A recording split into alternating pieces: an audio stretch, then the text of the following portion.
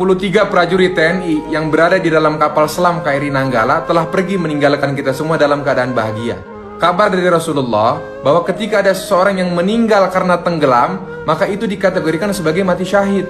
Rasulullah bersabda, orang yang mati syahid di sisi Allah Subhanahu wa taala memiliki 6 keutamaan. Yang pertama, dosanya akan diampuni sejak awal kematiannya. Yang kedua, diperlihatkan tempat duduknya di surga.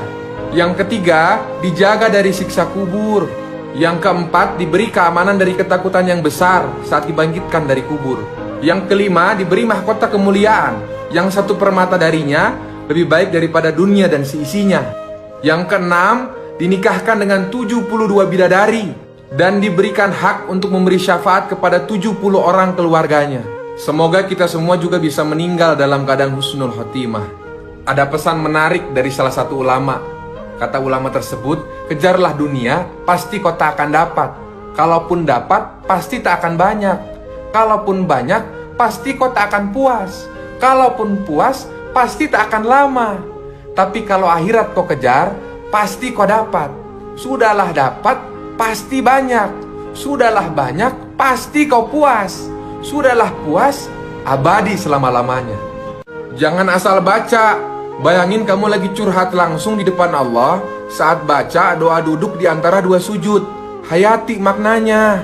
Rabbighfirli, ya Rabb ampunilah aku. Warhamni, sayangilah aku. Wajburni, tutuplah segala aibku. Warfa'ni, tinggikanlah derajatku. Warzukni, berikanlah aku rizki. Wahdini, berikanlah aku petunjuk. Wa'afini, berikanlah aku kesehatan. Wa'fu anni, aku mohon hapuskanlah catatan dosaku ya Allah. Ada kisah menarik saat perjumpaan Pak Kiai dan dokter di kereta selama 2 jam. Di akhir perjalanan, dokter minta doa ke sang Kiai. Kiai, tolong doakan saya jadi orang yang soleh. Kata Kiai, oh boleh jelas. Kiai balas bertanya, boleh saya juga minta doa? Tolong doakan saya jadi dokter. Kata dokter, waduh Pak Kiai, sampai mati saya doakan Pak Kiai nggak akan jadi dokter sebelum Pak Kiai masuk jurusan kedokteran. Karena Pak Kiai perlu korbankan harta dan waktu untuk jadi dokter, nggak cukup dengan doa. Pak Kiai tersenyum dan balas menjawab, ya begitupun dengan soleh, nggak cukup dengan doa. Percuma saya doakan tapi Bapak nggak ada usaha, maka nggak akan soleh sampai mati. Perlu pengorbanan diri, harta, dan waktu. Karena hidayah itu dijemput Pak, bukan ditunggu. Harapannya pertolongan Allah segera datang. Harapannya doanya cepat Allah kabulin. Tapi panggilan Allah 5 kali sehari sering dicuekin.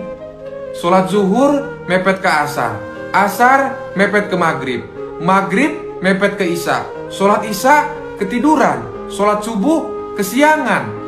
Padahal Allah manggil kita buat sholat tuh pengen dengerin curhat kita, nungguin diminta sama kita. Maka sekarang kalau ada panggilan azan, gercep. Belajar nyaut kalau Allah panggil, supaya Allah juga nyaut kalau kamu minta sesuatu.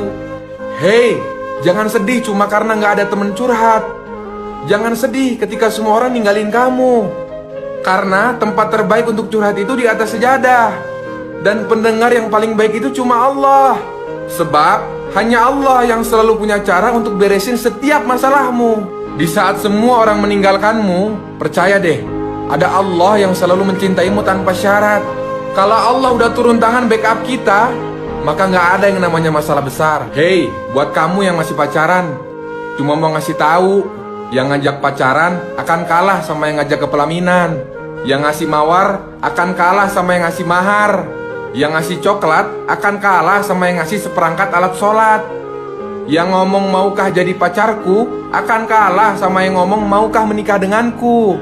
Bener, pacaran itu indah, tapi setelah nikah. Sudah berapa lama kita hidup di dunia? Berapa banyak amal yang sudah kita kerjakan? Yakin besok pagi masih terbangun? Sedangkan saat ini kita masih sibuk mikirin gimana caranya hidup enak, sampai lupa mikirin gimana caranya mati enak. Teman-teman, akhir hidup seseorang itu tergantung dari kebiasaan apa yang dia lakukan hari-hari. Jika semasa hidupnya dia dekat sama Allah, dia taat sama Allah, maka akhir hidupnya akan mudah mengucapkan lafaz Allah dan meninggal dalam keadaan husnul khotimah. Jadi yuk kita deketin Allah, niatkan semua yang kita lakukan karena Allah.